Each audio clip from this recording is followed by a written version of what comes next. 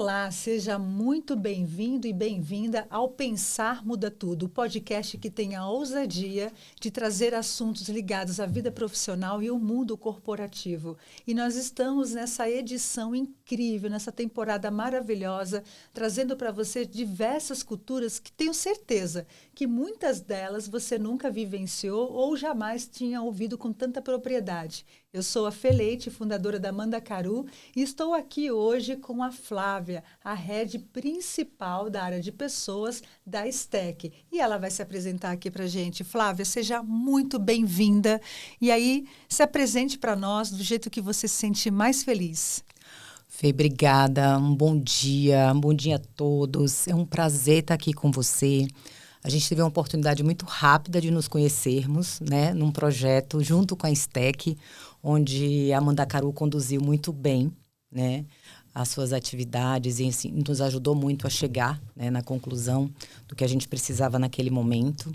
E é um prazer enorme estar aqui com você. Finalmente as nossas agendas coincidiram, né, porque a gente veio falando disso, a loucura que foi esse início de ano para a gente.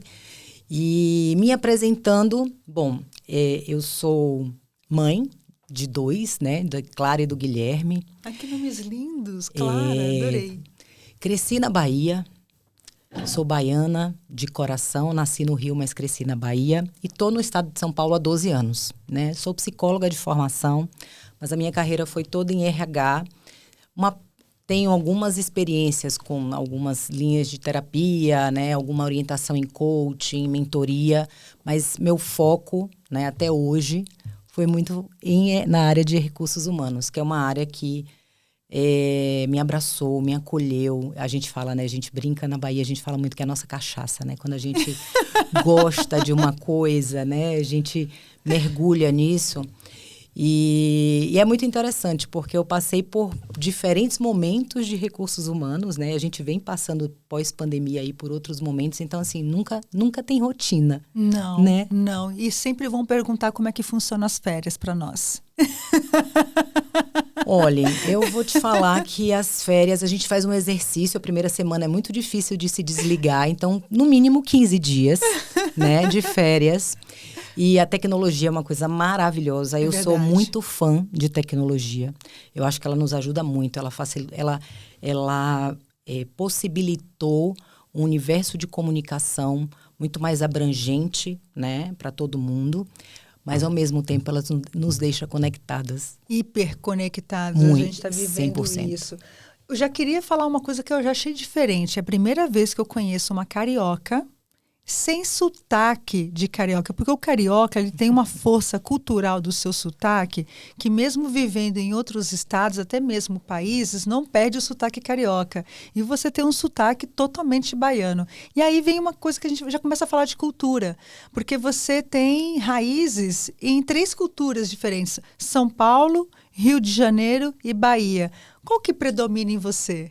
E sou filha de italiano. Então, ainda tem aí uma composição, mas, sem dúvida, é a cultura baiana. Eu nasci no Rio, mas eu fui para a Bahia muito pequena, né? A família da minha mãe é baiana, né? Eu cresci numa cidade do sul da Bahia, chamada Ilhéus. Eu conheço. Que é uma cidade histórica, né? Jorge Amado escreveu... Lugar do cacau. Exatamente. Mas olha que interessante, você podia ter escolhido outra cultura. Eu nasci em São Paulo, sou filha de pernambucanos, mas eu escolho Pernambuco como minha cultura, porque a gente pode ter o fit, né? Com o que eu me identifico? A paleta de cores, com o cheiro, com a temperatura, as pessoas... Não é diferente de uma organização. A organização tem o seu cheiro, tem a sua cultura, tem o seu jeito, tem o seu tom de voz, tem a carinha das pessoas que começa a se parecer com o tempo. Não é diferente tem uma de um estado. Tem uma própria. linguagem, tem a comida, tem o cardápio, tem as festas, os ritos, assim como a Bahia tem o seu carnaval, tem a sua... A comida. Empresa não é diferente de uma cultura de um estado, ou é? Eu diria que não. Né?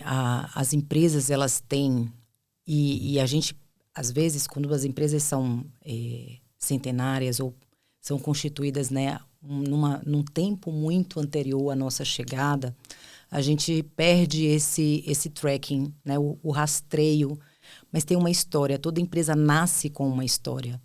E normalmente toda empresa nasce de uma família ou nasceu de uma família. 90% das empresas no Brasil são empresas familiares. Eu soube ser dada recentemente. Exatamente.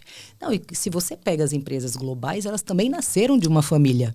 É que essa história ficou Perdida. muito atrás. Mas se você for buscar nos traços, você ainda vai encontrar histórias, você ainda vai encontrar formas de falar que são dessa origem. É muito curioso isso. A gente, às vezes, se perde no tempo, mas se você buscar, você vai ver que... Tanto que um dos trabalhos, quando a gente vai trabalhar cultura na empresa, eu quero descobrir as raízes, as origens. E é um trabalho muito difícil, porque as pessoas que estão lá, até os que estão há mais tempo que outras pessoas, não sabem. Por que essa empresa foi pensada? Que dor que queria ser atendida? Qual foi o insight? O que a pessoa estava fazendo na hora que pensou no nome? Por que esse nome? Quem estava junto?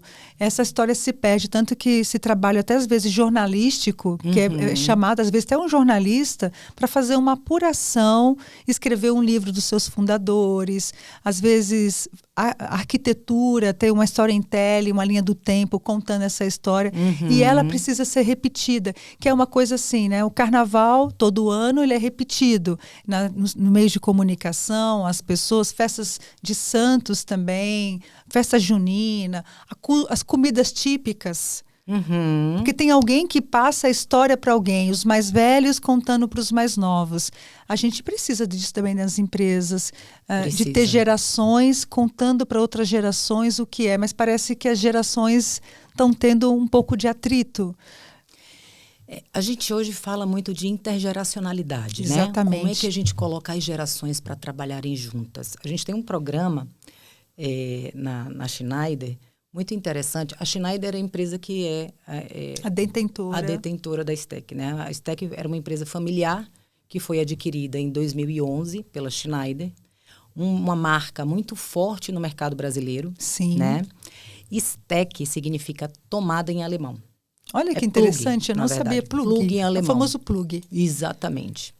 E a gente é conhecido, quando você vai para o mercado industrial, as pessoas não falam tomada industrial, elas falam tomada STEC. Vai ali comprar uma tomada STEC. É que nem Bombril. Né?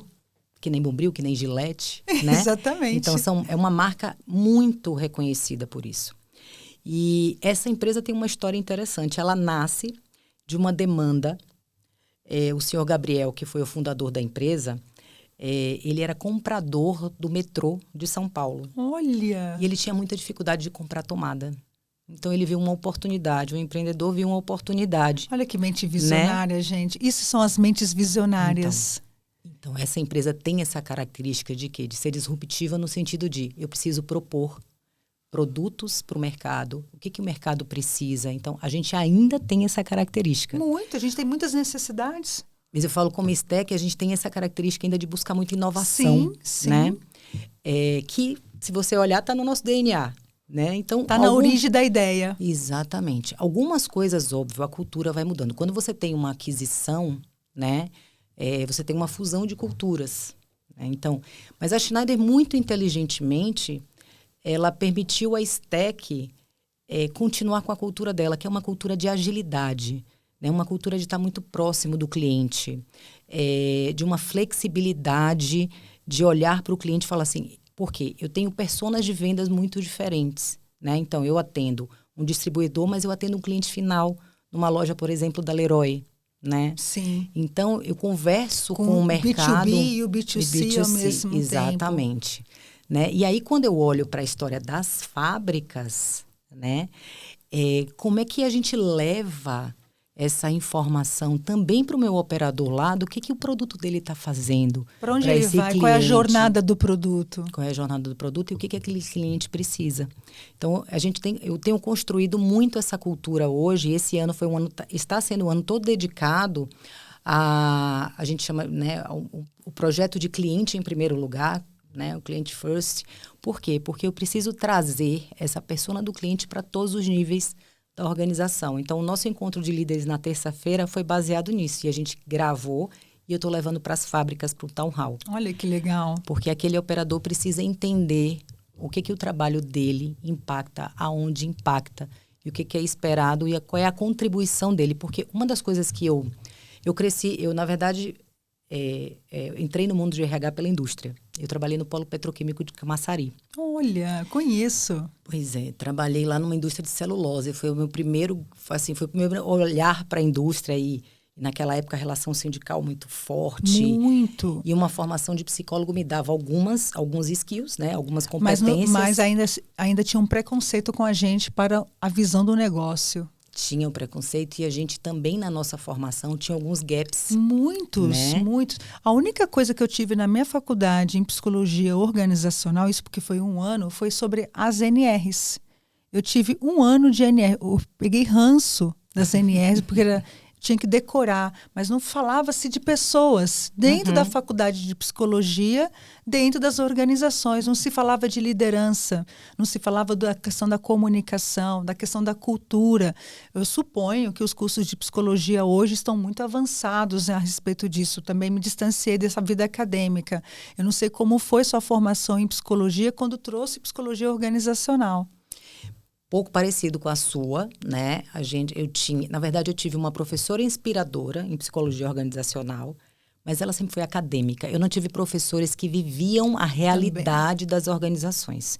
Então, assim, vamos fazer pesquisa de engajamento, tá? Mas imagina, como é que você vai fazer pesquisa de engajamento para uma população que está desassistida em muitas coisas, né? Porque antigamente eu acho que a relação era muito mais hierárquica. Escassez. Não havia comunicação. A gente, aí é interessante, porque a gente vem da era da agricultura, a gente passa para o século XVIII, entra a criação da era industrial, vem a era industrial, e aí a gente vê várias frases que hoje ainda são repetidas. Manda quem pode, obedece quem tem juízo. Era um grupo seleto de pessoas, o restante era força braçal. A contratação, eu não sei você, Flávia, mas eu lembro que eu trabalhei em fábrica também. A gente colocava um adesivo assim na porta, porque as pessoas iam entrando, para a gente ver que altura essas pessoas eram, porque elas tinham que caber numa cabine de operação de máquina, tinha que caber no uniforme, ergonômica, né? Tinham que ter saúde física.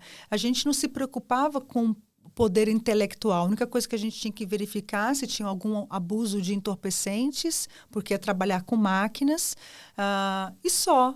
E se sabia articular um raciocínio de uma decisão rápida para não sofrer acidente.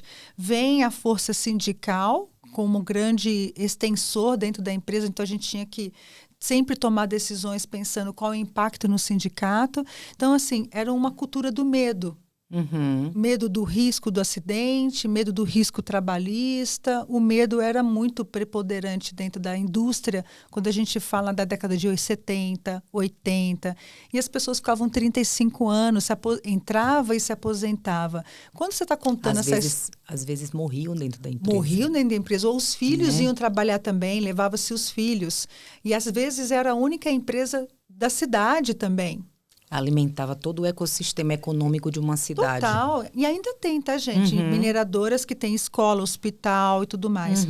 Quando você fala da STEC, você fala de um mundo, parece que é uma startup, parece que é uma empresa de tecnologia, se distanciou muito. O que mudou dessas empresas da década de 80, 70, manda quem pode, obedece, para o que você vivencia hoje na STEC? E também muitas indústrias estão nesse mesmo caminho que a STEC está. O mundo mudou, né? Eu acho que não cabe mais você ter relações de trabalho onde manda quem pode, obedece quem tem juízo, né? As pessoas pensam... Ou elas vão embora. Elas vão escolher outro caminho, né? Inclusive, elas vão fazer Uber, elas vão ser autônomas. Você tem hoje opções, né, onde eu preciso ter uma gestão de pessoas, onde as pessoas queiram ficar. Onde as pessoas estejam ali e queiram ir trabalhar todo dia. Não porque estão com medo. Não porque estão com medo, não só porque precisam, mas que o ambiente de trabalho favoreça com que elas... favoreça a sua entrega, favoreça o seu estar ali, né? E a gente tem trabalhado muito na STEC, você estava falando de cultura do medo, a gente vem trabalhando, eu tenho uma coordenadora de segurança do trabalho, a área de segurança do trabalho reporta para mim, E ela é uma pessoa muito especial, porque ela vê a área de segurança de uma outra forma. E a gente, desde o ano passado, vem trabalhando muito o conceito de segurança psicológica, né? Porque como é que eu faço com que o meu operador se sinta seguro para relatar um problema, né? Para relatar um erro. Um erro, um problema, uma não conformidade, um problema na máquina, né? Com uma liderança em que ele diga assim, eu não vou trabalhar nessa máquina porque a máquina não está boa para estar operativa. Isso é lei, não é? Isso está dentro da NR1, inclusive, as pessoas estão falando de NR1 como se a NR1 tivesse nascido agora ou vai nascer agora em maio. Mas um dos princípios da NR1 é poder dizer não. Não, eu não vou operar nesse serviço porque ele me coloca em risco ou em risco os meus colegas. Só que ninguém difunde isso. Não foi difundido isso. Exatamente. O poder do não. Exatamente. E aí eu preciso trabalhar a minha liderança para ouvir o não. Né? Porque a minha liderança também não estava acostumada preparada a receber um não. Então, como é que eu preparo a liderança para empoderar, né, a sua equipe e ser desafiada? Porque quando a equipe ela começa a ganhar os skills, ela começa a ganhar confiança, ela vai desafiar a liderança dela. E é para isso. E né? eu estava falando ontem, quanto mais a liderança é desafiada, mais ela é desenvolvida, porque ela tem que dar respostas diferentes, ela cresce. Exato. Ela não se diminui. Só que essa visão do ego, o ego, eu falo assim, se tivesse um remédio vendendo na farmácia, mais que Ozempic, para emagrecer, mas olha, existe um remédio que mata o seu ego. Eu acho que nosso mundo seria melhor. As empresas seriam melhores, a liderança seria melhor. Eu não diria o ego, a arrogância, eu acho. Mas que a arrogância é fruto do ego, da vaidade. Porque, na verdade, a gente também precisa do ego para se posicionar, mas eu adoro o conceito de neurociência, né? A gente já falou sobre isso, que você também adora. A gente precisa ter um autoconhecimento muito importante das nossas emoções para lidar com esses aspectos do ego, né, que são muito desafiadores.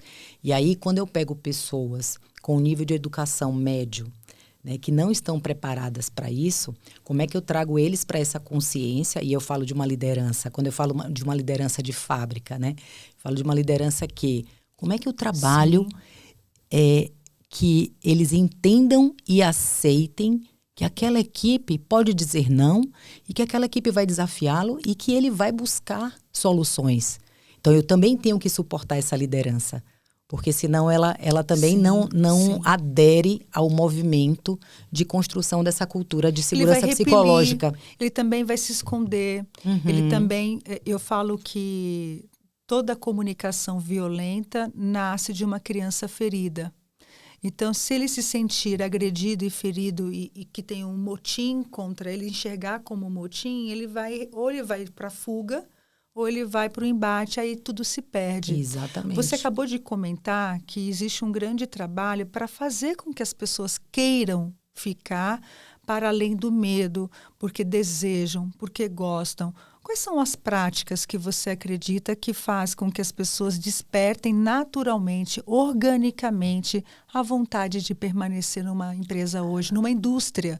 E aí está complementando, como é que tem o desafio ainda de atrair a geração Z, que são jovens que querem trabalhar em agências, querem ser empreendedoras, querem trabalhar nas startups.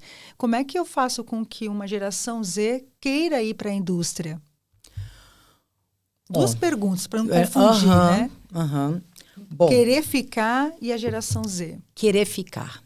Para mim, eu sempre tive, lá nos idos, né, de 2005, quando eu comecei na indústria, eu sempre tive essa...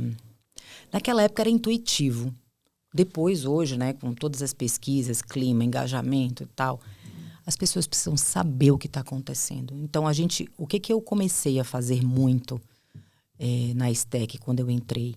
Informar as pessoas do que está acontecendo. Então, não existia um town hall, não existiam as reuniões de informação na fábrica. Sim. A gente para a fábrica, para. Tem um custo para parar? Tem, mas é muito importante. Mas é um custo que traz retorno sobre investimento. Eu preciso saber por que eu estou fazendo. Por que eu estou fazendo aquela tela? Por que eu estou naquela máquina injetora fazendo o meu disjuntor, Por que está tendo uma sobrecarga nessa semana? Por que todo mundo precisou fazer hora extra? Por que semana que vem eu preciso de menos pessoas? Como é que a STEC está? Para onde está indo o que eu faço? Né? Então, tudo isso muda. Né? Meu trabalho começa a fazer sentido, faz parte de um quebra-cabeça maior. Né? Eu não estou ali isolado, fazendo aquele trabalho operacional e repetitivo algumas vezes. Sim, né? ele é. E é necessário, precisa. E necessário. A gente ainda tem no Brasil, a gente fala da indústria 4.0, de automação e tal, mas a gente ainda tem muito trabalho manual nas indústrias no Brasil. A gente ainda precisa muito das pessoas. Eu coloquei essa pergunta porque eu lembro que em 2019 eu estava dentro de uma indústria e falando muito de indústria 4.0, vendendo-se cursos, várias faculdades e cursos, escolas acadêmicas de alta relevância no Brasil. Só que a gente ainda estava no 2.0, ainda no 1.0. A dificuldade de implementar o Excel, às vezes, porque há resistência humana de... Será que se eu fizer algo com a tecnologia, vão descobrir que não precisa de mim? Existe ainda essa realidade da resistência da inovação, da inteligência artificial, sempre com o receio de que a máquina vai tomar lugar do homem? Principalmente sabendo que o meu trabalho é repetitivo? Eu não sei se chega a esse nível, assim, lógico, né, que existe uma resistência, eu vejo em todos os níveis da organização, de passar conhecimento.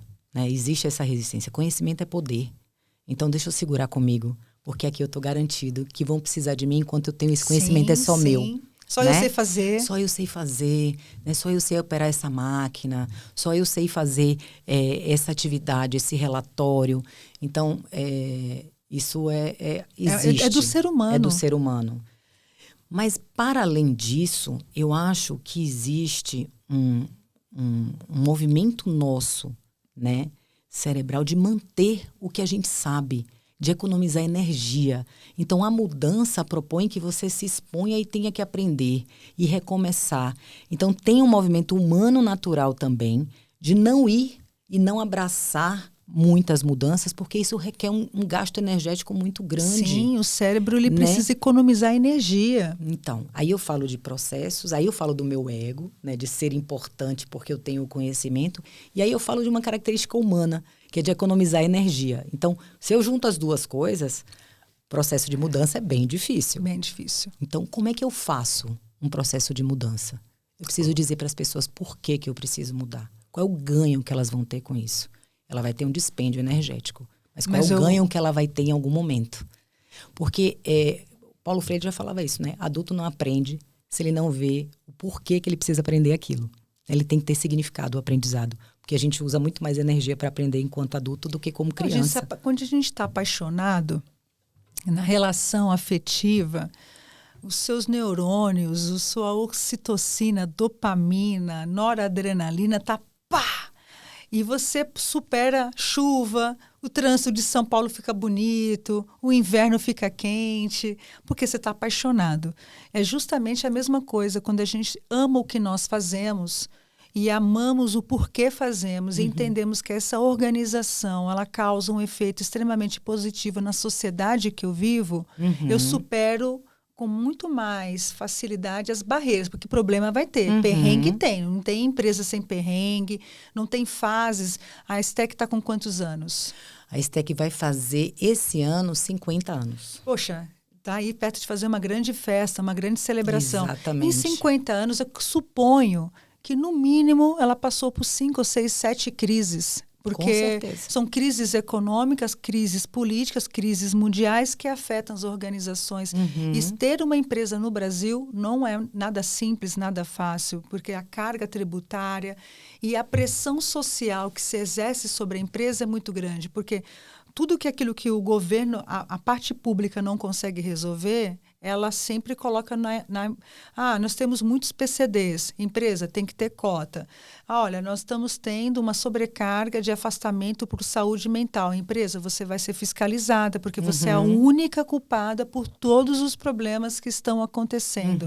Você enxerga essa realidade que pressiona ainda muitas organizações do poder público, que não consegue atender até mesmo a questão da educação, que vem para dentro das empresas. A empresa tem que, da noite para o dia, inventar, criar e transformar programas para atender essa demanda? 100%.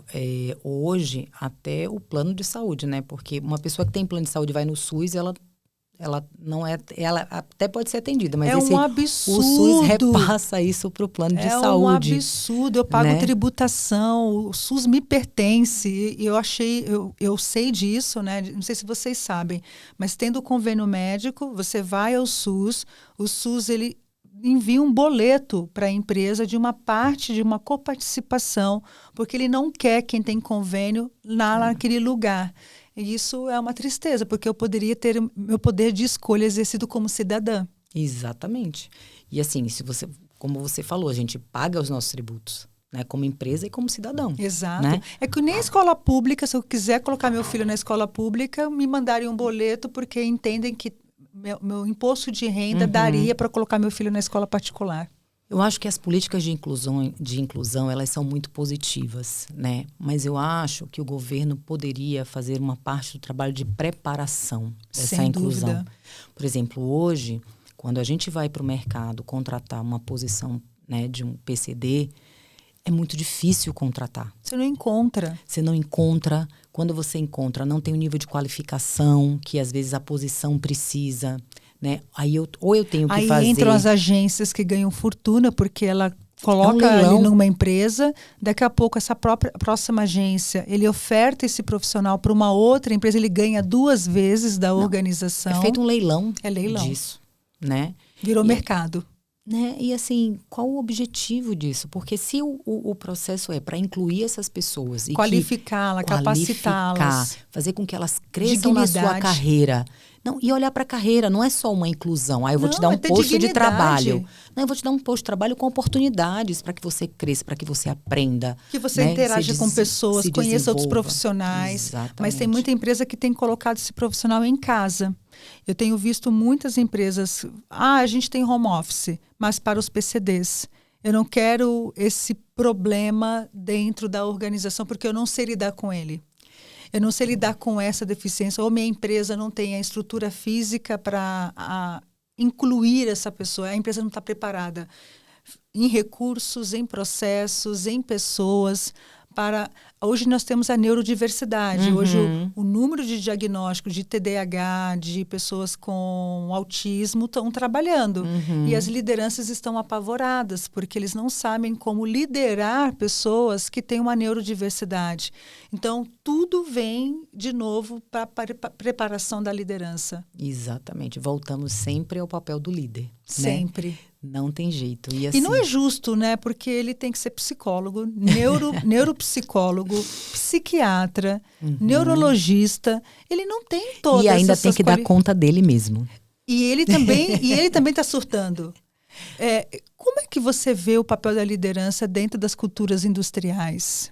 Porque mudou muito. Ele só tinha que ter um PCP ali, de ordem de serviço, as OS do dia e garantir um funcionamento de maquinário, de produtividade. Precisa produzir tantas tomadas, preciso garantir isso. Hoje ele está com um funcionário tendo uma síndrome do pânico, ele está com outro que é PCD e tem que ter uma adaptação dessa máquina para ele. Como é que você vê esse líder hoje? E também tem que dar conta de si, como você disse. É um líder que precisa ser muito mais preparado do que era no passado. No passado ele tinha que dar conta da qualidade técnica, Sim. da entrega técnica do produto. Hoje ele não consegue fazer uma entrega técnica se ele não tiver antenado com todas essas questões, né, que a gente acabou de mencionar.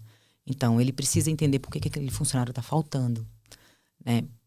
Pós-pandemia, a gente vê um aumento no número de pessoas com dificuldades, com doenças como depressão, né? Como ou ele está com a família com esse problema, né? Ele está com a esposa com esse problema, o marido. E as barreiras, né, entre vida pessoal e vida profissional, elas ruíram. Elas caíram. Né? Então, a gente lida com as pessoas inteiras todos os dias.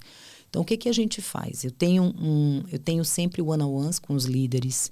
Né? A gente traz muita informação para eles do que eles precisam prestar atenção no comportamento das pessoas, né? E eles precisam pedir ajuda. Porque nem sempre eles vão conseguir lidar. Não. Com determinados problemas, precisa de técnicos. Assim, técnicos que eu falo aí... Especialistas. Psicólogos, o HRBP deles. Então, eu trabalho com HRBPs, com essa função... E os HRBPs são realmente parceiros do negócio, parceiros dos seus líderes. Então, eles estão no dia a dia acompanhando, ajudando, fazendo algumas intervenções quando necessário. Intervenções, às vezes, no nível de conflito com o time, né? Só para explicar para vocês, o HRBP, o BP é o RH in loco da unidade de negócio. Então, o RH se descentralizou, isso já é um movimento de 20 anos já.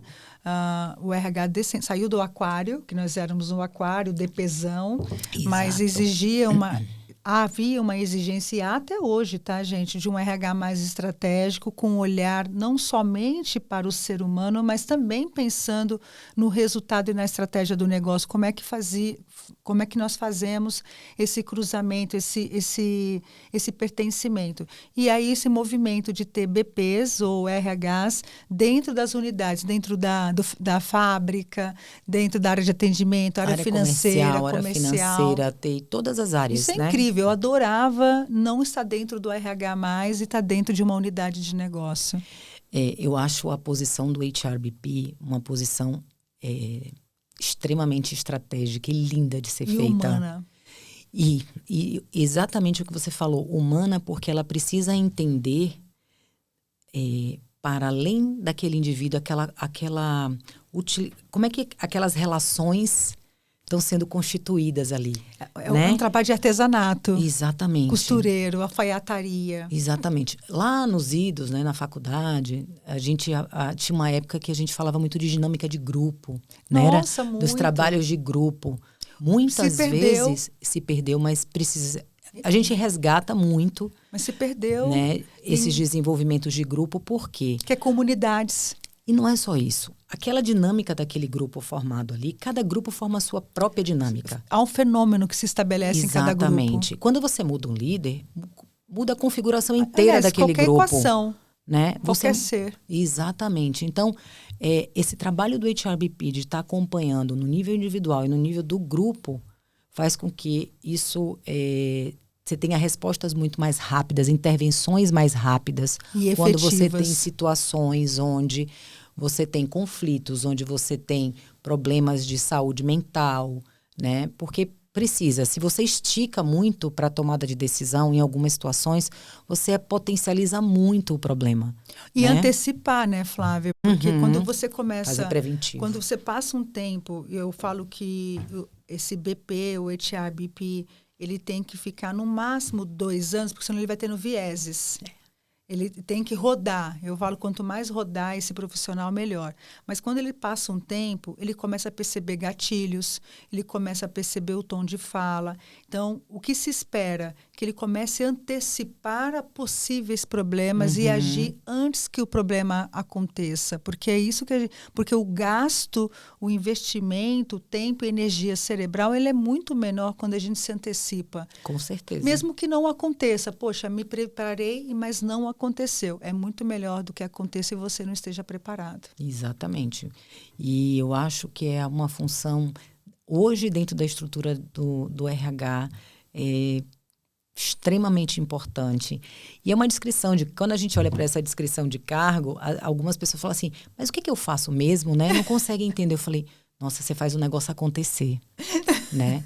Porque... Você é a dona do rolê. Exatamente, exatamente. E aí eu vejo quando o HRBP se apropria desse papel, o grupo ganha muito. Ganha né? muita força. A unidade ganha muito. E você vê o resultado dessas entregas de uma forma muito prática. Você vê o resultado concreto mesmo. Eu adoro. Eu sou super a favor desse modelo. E para mim, o BP não pode ter mesa e cadeira. Então, BP de uma fábrica, ele tem que andar na fábrica. Ele tem que andar. Ele tem que vir de tênis, não dá para vir de salto. Só a Flávia que é super chique. Sapato de segurança. Mas é sapato de segurança, EPI. E eu trabalhei em shopping, então, assim, eu ia para dentro da base de limpeza, da base de... Eu chegava assim, escuta, por que essa tinta está aberta? Não sei o que. Ela falou assim, você sabia quanto custa essa lata de tinta? Não, custa 700 e poucos reais. Eu sei porque vai esse tom e vai esse tom. Eles olhavam para mim. Como é que essa menina sabe quanto custa uma lata de tinta? Que é justamente isso. Você tem que se aprofundar no negócio de tal maneira a saber o custo da tomada, a saber o custo da fiação, para que quando você passar e ver um desperdício, saber atuar diretamente. Você acaba sendo uma co-líder. Exatamente. Você é parceiro. O BP tem essa natureza, o parceiro do negócio. O negócio não pode falir, o negócio não pode ter desperdício, nem humano e nem de recurso, nem de tempo. Exatamente. Agora, voltando à pergunta, como é que a STEC hoje disputa com grandes empresas que tem toda essa questão aí de vender no LinkedIn a mesa de sinuca, os puffs, as startups, empresas de inovação, a geração X, e daqui a 3 anos, 4 anos, nós estaremos com a geração alfa vindo trabalhar no mercado. Como é que vocês fazem, e aí, até mesmo para quem está ouvindo, passar a entender como fazer também?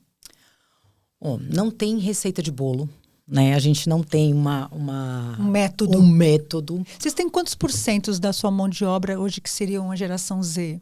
Geração Z pensando eles até 35 anos. Em fábrica não é tão grande, não. Eu diria para você, em fábrica hoje, talvez 20%. Então você vê que então você tem aí um movimento forte para fazer nos próximos 10 anos, porque os outros estão saindo. O que a gente está fazendo? Eu estou desenvolvendo um programa de jovem aprendiz para filho de funcionário. Olha que incrível! Para os filhos? Para os filhos de funcionários. Por quê? Como é que eu conecto essa marca com essa família? Né? Fantástico! Então, criar essa conexão com a família. Né? E para o pai, gente, hoje nós somos... quantos anos tem seus filhos? A minha mais velha, eu fui mãe muito jovem, a minha mais velha tem 29 anos e o meu filho mais novo tem 21. Geração Z, é a mesma geração do meu filho. O maior desespero nosso é a empregabilidade dos nossos filhos. E você tem uma empresa que fala para o funcionário, olha, traz ele com 16, 17, 18 anos que nós vamos dar uma oportunidade. Isso é trazer um alívio e você aumenta a retenção dos pais. Exatamente, essa é a ideia. É uma jogada, é a cesta de 3 pontos do basquete. Essa é a ideia. Então a gente tem esse programa que a gente está iniciando agora.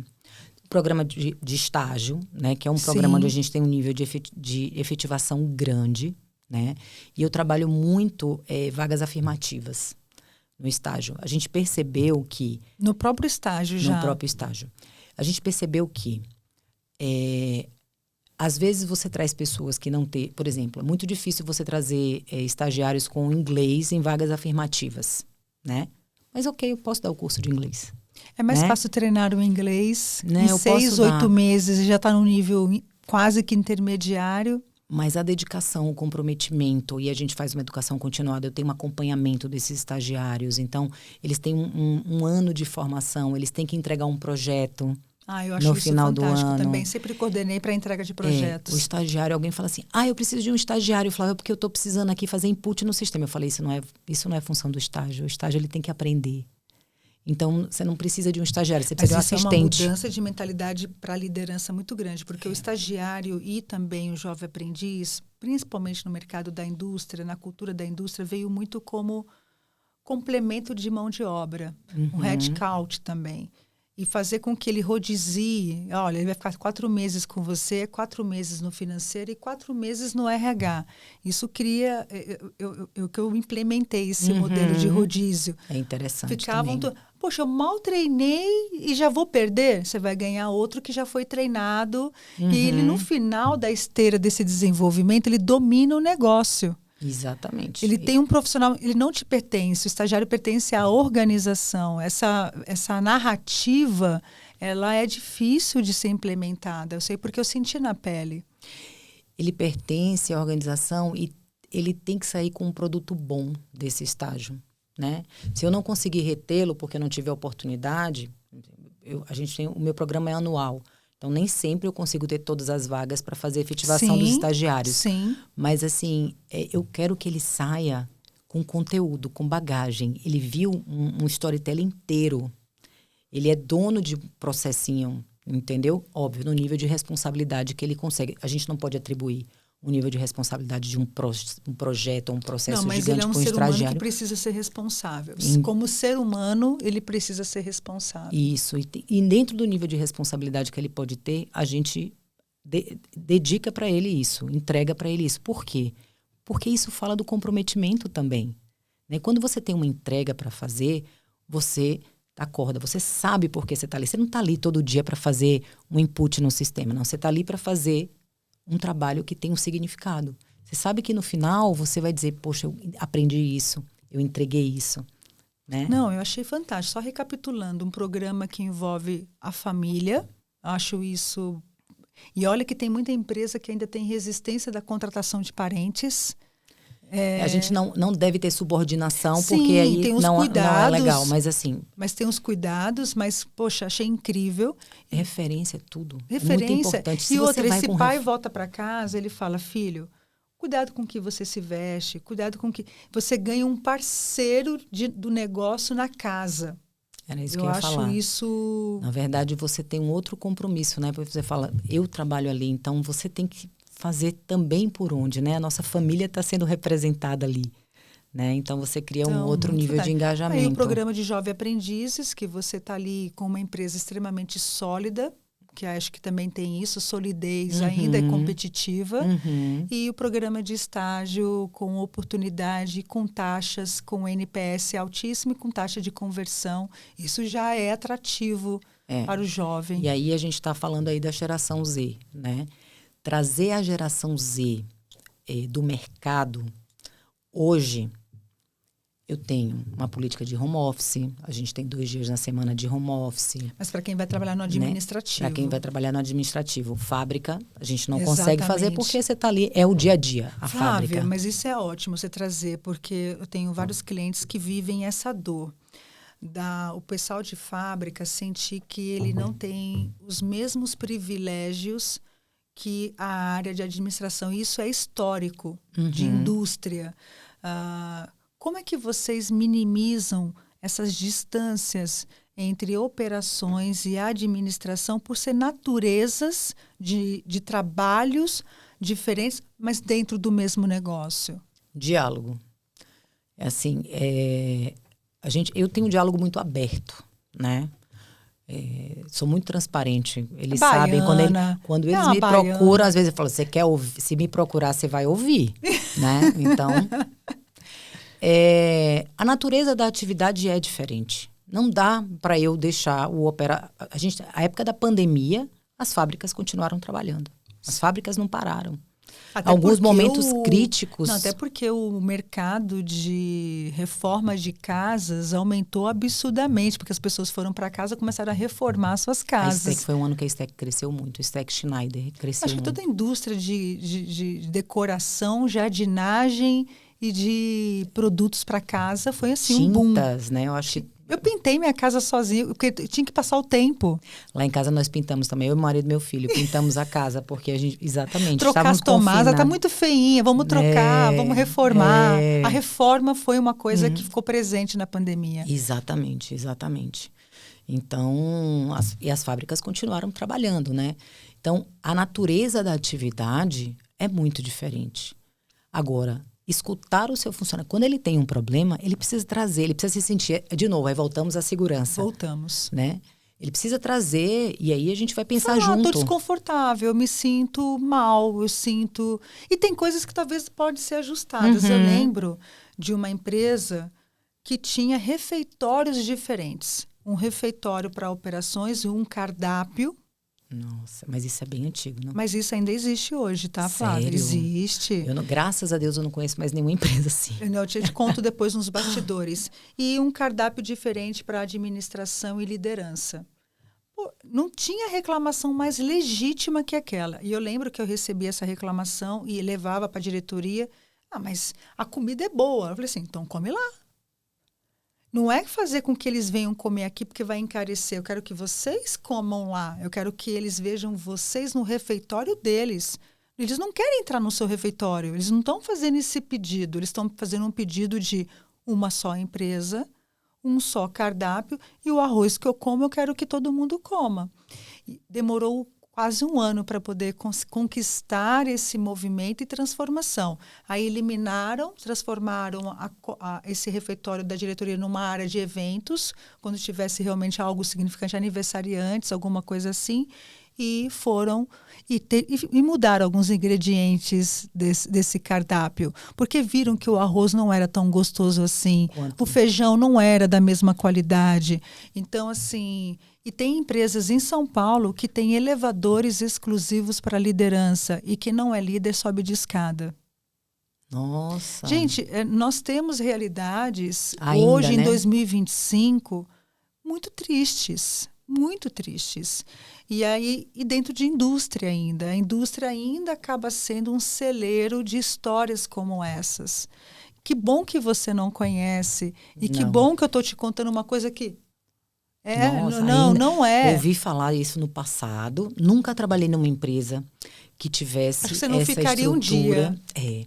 Na verdade, eu nunca trabalhei muito em empresa nacional. Eu sempre trabalhei multinacional. A diferença da indústria que tem origem internacional da indústria que tem origem somente brasileira, na tua visão?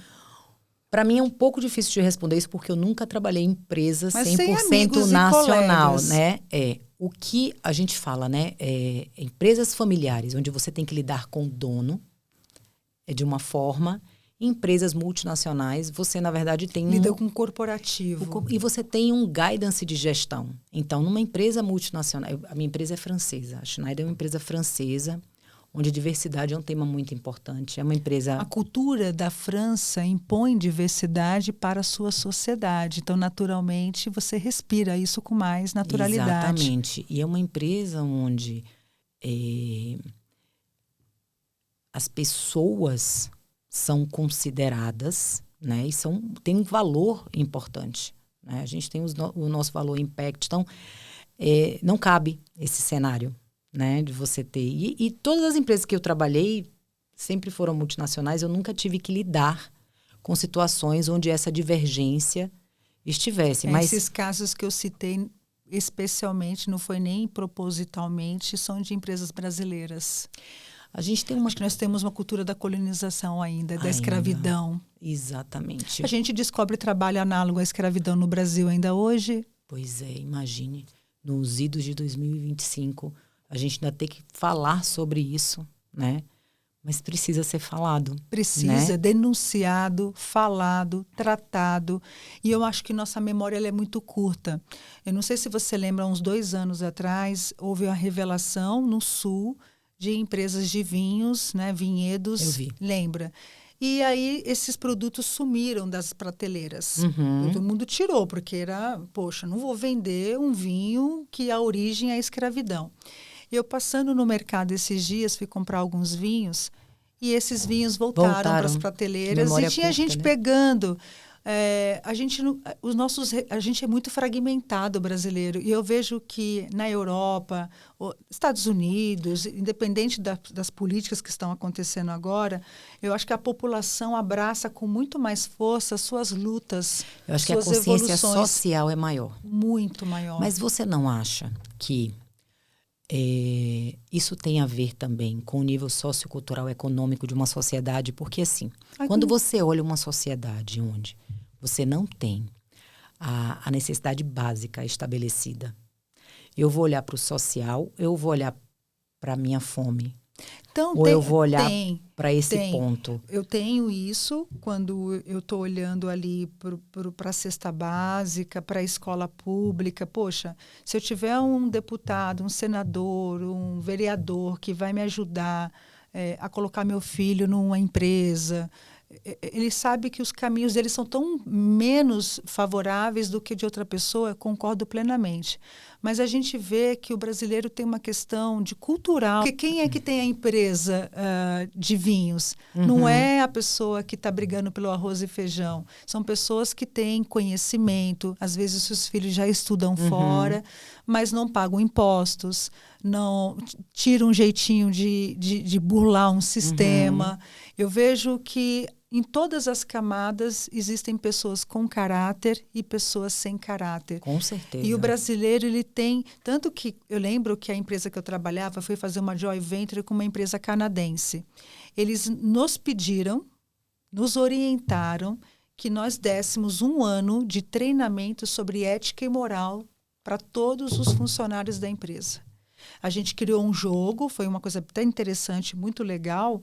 E dentro dessas conversas, que eram rodas de conversas com um jogo de trilha, um funcionário revelou assim, contou, estava todo mundo à vontade, brincando, todo mundo se conhece, que ele tinha GatoNet.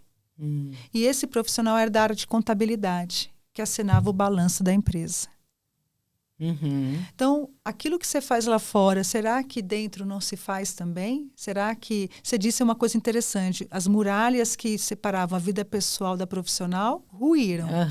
Se eu vejo você tratar mal um garçom, você não vai tratar mal um funcionário? Se eu vejo você passando no farol vermelho, você não vai passar num farol vermelho da empresa também? Se eu vejo você agredindo teus filhos, a tua esposa, o teu marido...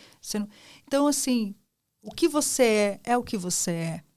Isso de fato. Você não é uma pessoa no trabalho e uma pessoa na sua vida pessoal. Não existe isso. Eu estava contando isso outro dia. Quando eu comecei a trabalhar, a gente dava muito treinamento, né? E aí tinha uma história que a gente contava que é assim...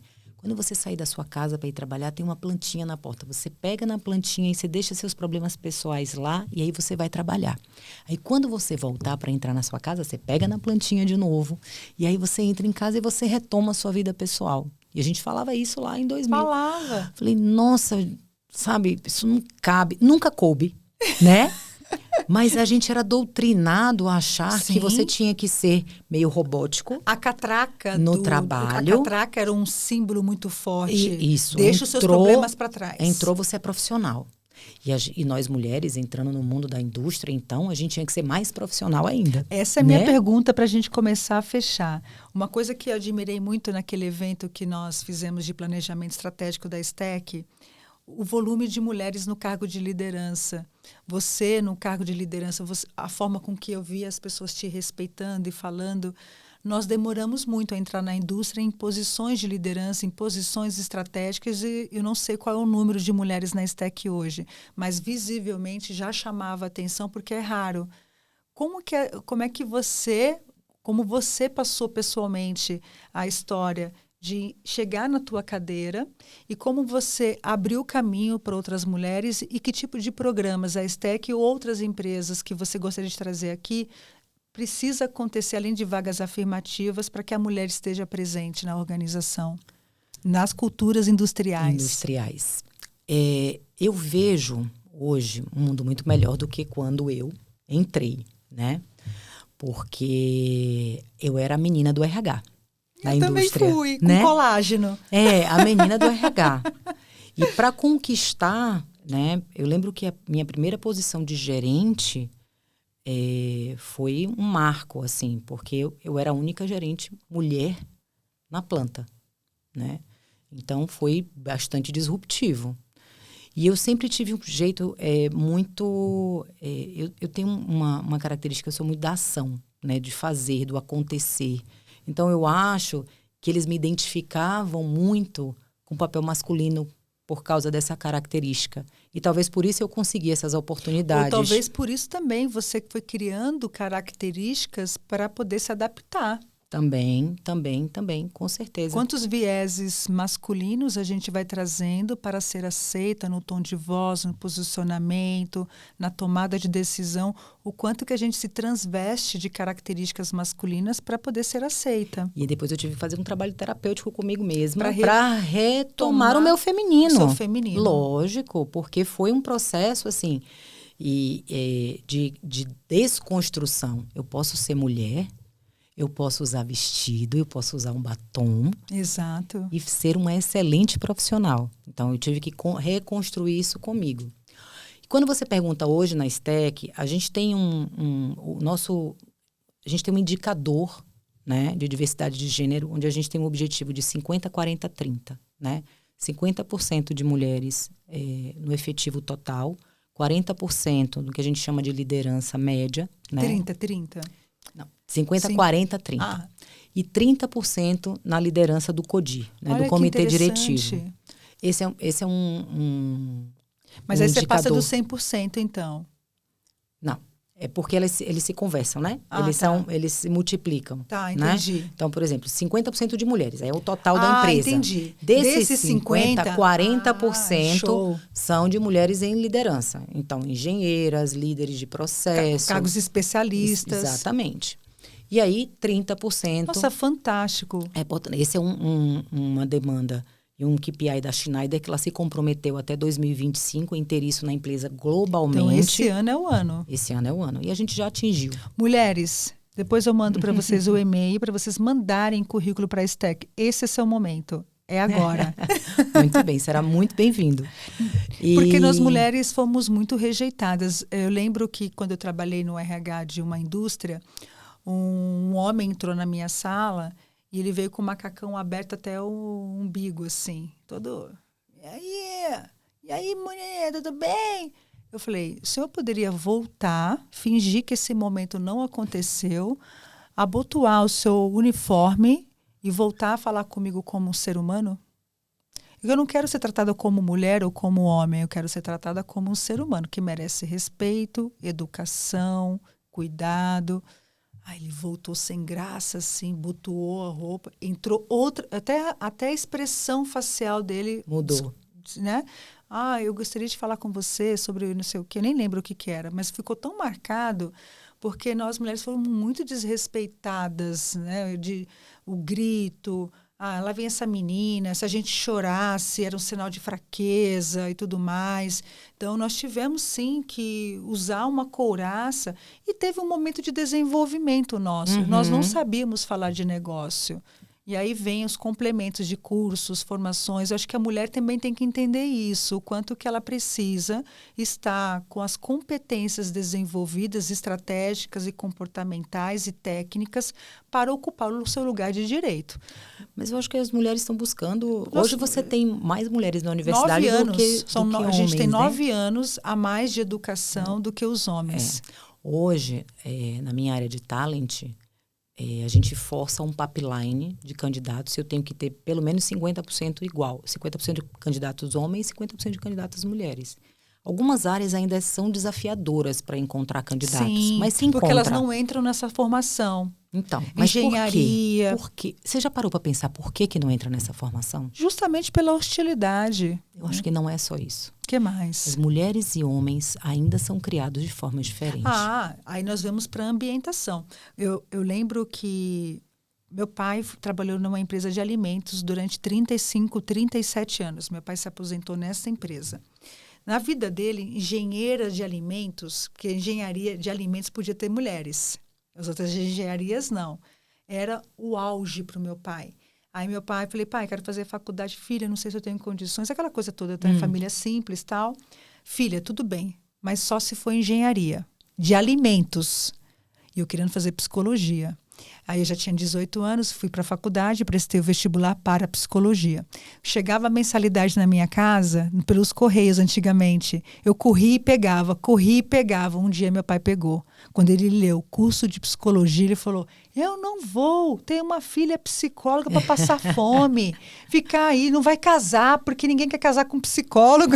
Olha a mentalidade de meu pai, né? Pernambucano. Ninguém vai querer casar, você vai ficar solteira, psicóloga pobre. É meio bruxa, né? Não, olha isso. Sei lá, acho que ninguém queria muita gente.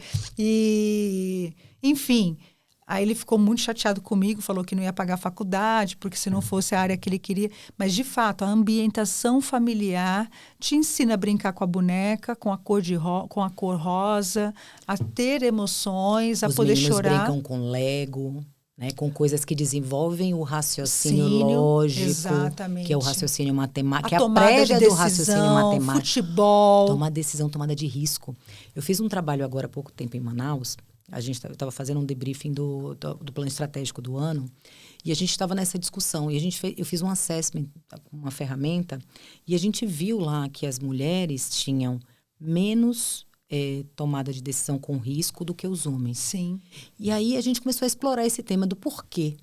Né? O que estava naquele inconsciente coletivo ali para trazer esse porquê? O que eles trouxeram? Que as mulheres são mais afetivas, né? Que as mulheres são mais amorosas, por isso, porque elas pensam muito no outro para tomar a decisão. Eu falei, vamos desconstruir isso aqui. Vamos desconstruir essa escala de inferência. Eu falei, aí eu fui nessa lógica com eles. Vocês têm filho? Quem tem filho, menino, menina? Ah, eu tenho um menino, tenho um menino. Como é que eles foram criados? Ah, assim. Então, vamos pensar quais foram as competências que você desenvolveu no seu filho, dando esses brinquedos, dando essa orientação e tal. Essas. E da sua filha? Essas. Então, aí, você já pode dizer que... Até biologicamente, nós temos que nos esconder mais. O homem se expõe mais fisicamente, né? O homem anda sem camisa. Ai de uma mulher andar... A mulher não pode andar sem sutiã. Roupa sarimbigo, como minha mãe lá no Nordeste fala. Não pode andar sem sutiã. Né? Eu não conseguiria. Eu jamais não conseguiria. Olha só que interessante. Então, quanto construto mental que vai para o construto social, que vai para o construto das organizações. Exatamente. Mas, ao mesmo tempo, também a gente desenvolveu habilidades como a inteligência social, a inteligência emocional, a comunicação, uma intuição. Todo mundo pensa que intuição é algo esotérico, mas é uma inteligência de perceber pequenos sinais, a né, plenitude de construção. Da inteligência, é a intuição que vem para o improviso. E tem homens que já estão desenvolvendo também habilidades e nós também. Eu acho que o cross está acontecendo. Eu acho que a nossa sociedade vai evoluir muito. Você foi para o Norte e Nordeste, que ainda o machismo é muito forte. Quando você vai para cidades mais cosmopolitanas, como São Paulo, Rio de Janeiro... Mas se você for para o interior de São Paulo, você não foge muito disso. Não. Se você for para a Zona Leste e Zona Sul, vocês têm planta. Vocês têm base, não lembro se são plantas, no bairro do Limão. Não. Aqui a gente tem Limão, tem o Guararema, que é o interior de São Paulo. Tá. Né? Tem o Inharujá, que é o CD, Sim. E a planta de Manaus. Não são culturas diferentes Totalmente, já em algumas coisas? Totalmente. E aí, para fechar, como que empresas que possuem unidades em locais diferentes conseguem manter Porque tem que respeitar. Eu lembro que eu tinha uma empresa em Pantanal, em Fortaleza. Eles não queriam pegar 100% da cultura de São Paulo, porque eles têm ritos diferentes. E no Pantanal, eles param para ver o pôr do sol. Toda a administração para as 4h30, 5h30, para contemplar o pôr do sol e batem palma. Olha só que legal. Você acha que eu vou ter isso em São Bernardo do Campo, que nem sol tem? Não tem pôr do sol. E se tiver, não deve ser tão bonito, né? Quanto no Pantanal. Então, assim, então eles tinham... Eu não tinha como trazer esse rito para São Paulo. Como é que vocês respeitam os ritos particulares das cidades onde vocês estão sediados e mantém a essência da STEC para a gente fechar nosso bate-papo? Excelente pergunta, e eu acho que para fechar é fantástico. A gente tem uma linha mestra, né? São os nossos valores como empresa, que é o Impact, né? Mas dentro disso, quando eu vou para as regiões, por exemplo, a gente fez a festa de confraternização de cada unidade. Em Manaus, eu tive a presença do Boi. O Caprichoso e o Garantido estavam lá. Eu queria ir na festa de Manaus. Entendeu? Porque aquilo para eles é um valor muito grande, né? Em Guararema, a gente teve o futebol, que eles amam, o samba, né? E o churrasco. Em Manaus foi à noite, porque é muito quente. Então, o lugar precisava ter ar-condicionado. E na minha cabeça, todas as... E foi curioso para mim, que eu falei, nossa, eles vão querer o quê? Eles vão querer churrasco, todo mundo. Porque planta, normalmente, você curte. É muito de ação do turma, corporativo, festa, junto. Eles estão música. acostumados a jogar. A gente tem sala de jogos na fábrica, a gente tem sala de descanso. Você perguntou de algumas coisas, a gente tem. Algumas coisas que geram algum conforto, né? Porque é importante. E integração. Isso, conforto, integração e esse senso de pertencimento. Sim. Né? Temos um bom plano de saúde também, que isso é uma coisa hoje muito importante. Né? Então, isso também gera retenção. Então, esse aspecto a gente tem.